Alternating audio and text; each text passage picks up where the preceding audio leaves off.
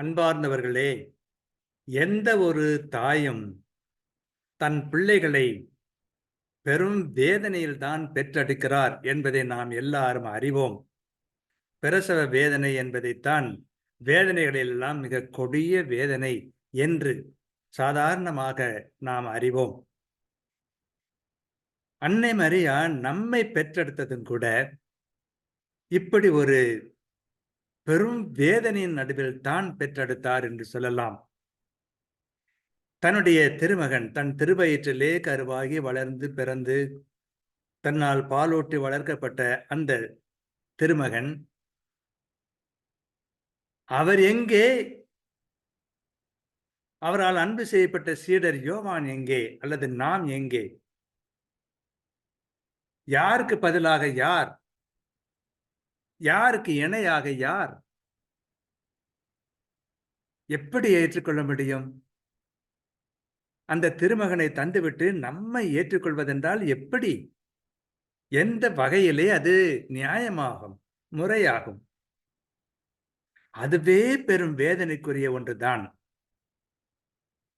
அந்த திருமகன், மாசற்ற திருமகன், சென்ற இடமெல்லாம் நன்மையே செய்து சென்ற அந்த திருமகன் இப்பொழுது குற்றவாளியாக அந்த சிலுவையிலே தொங்கிக் கொண்டிருக்கிறார். கொடிய வேதனையை அனுபவித்த வண்ணம் தொங்கிக் கொண்டிருக்கிறார். பெரும் தோல்வி கண்டவரை போல அவர் அங்கே தொங்கிக் கொண்டிருப்பதை பார்க்கிறோம்.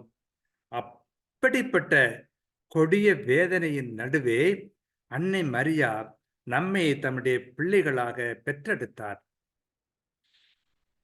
இந்த வேதனை சாதாரண வேதனை அல்ல, வெறுமனே உடல் வேதனை அல்ல, மனதிலே பொங்கி எழுந்த வேதனை, மனத்தை கிழித்து நாராக்கிய ஒரு வேதனை, அவமானம், கொடும் துன்பம்,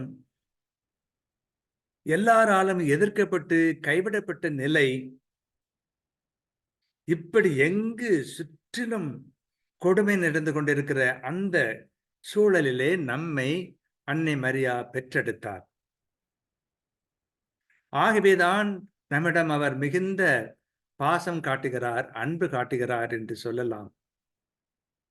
ஒரு வகையில சொல்ல போறதுனால் ஆண்டவர் இயேசுவை தன்னுடைய திருமகனை பெற்றெடுக்கும் போது அவர் அடைந்த வேதனையை காட்டிலும் நம்மை பெற்றெடுக்கும் போது அவர் அடைந்த வேதனை தான் அதிகம், பல மடங்கு அதிகம் என்று சொல்லலாம். அப்படி வேதனையிலே நம்மை பெற்றெடுத்திருக்கிறார் அந்த அன்னை. ஆகவே நாம் அந்த அன்னையிடம் ஒட்டி கொள்ள வேண்டும். அந்த அன்னை தன் திருமகனை எப்படி அன்பு செய்தாரோ அப்படி நம்மை அன்பு செய்ய பார்க்கிறார். ஆகவே அந்த திருமகன் எப்படி இருந்தாரோ அப்படி நாம் இருப்பதற்கு முன்வர வேண்டும், கடுமையான முயற்சி எடுக்க வேண்டும். அந்த திருமகன் அன்பே உருவானவர், ஞானம் நிறைந்தவர், எல்லாருக்கும் நன்மை செய்கிறவர், யாரையும் எதிர்க்காதவர், யாரையும் பகைக்காதவர், எல்லாருக்கும் நன்மை செய்கிறவர். அந்த தியாக செம்மலை நாம் பின்பற்றுகிறோம் என்று சொன்னால் அந்த அன்னைக்கு நாம் ஏற்ற பிள்ளைகளாக இருப்போம். அந்த திருமகன் எல்லா நேரத்திலும் தன் தந்தையின் திருவுளத்தை நிறைவேற்றியவர். அதே போல நாமும் தந்தையின் திருவுளத்தை நிறைவேற்றுகிறவராக இருப்பதுதான் அந்த அன்னைக்கு ஏற்ற ஒரு மரியாதையாகும். இவர் சொன்னபடி எல்லாம் செய்யுங்கள் என்று பணியாளர்களிடம் கானாவூரிலே அன்னை மரியா பணித்ததை பார்ப்போம், அறிந்தோம். அதே போல நம்மை பார்த்தும் இவர் சொல்வதையெல்லாம் கேளுங்கள் என்றுதான் சொல்வார். ஆகவே நம் ஆண்டவர் இயேசுடைய போதனைகளை மனசார ஏற்றுக்கொண்டு, முழு மனசோடு ஏற்றுக்கொண்டு, தீவிரமாக அவற்றை பின்பற்றுவது என்பதுதான் உண்மையான கிறிஸ்தவ வாழ்க்கையாகும். அத்தகைய வாழ்க்கை வாழ்வதற்காகத்தான் நம்மை கடும் வேதனையிலே அன்னை மரியா பெற்றெடுத்திருக்கிறார். அவர் ஏமாற்றம் அடையாமல் அவர் வெற்றி அடைவதற்காக நாம் முழு முயற்சியோடு முழு மூச்சோடு முனைவோம்.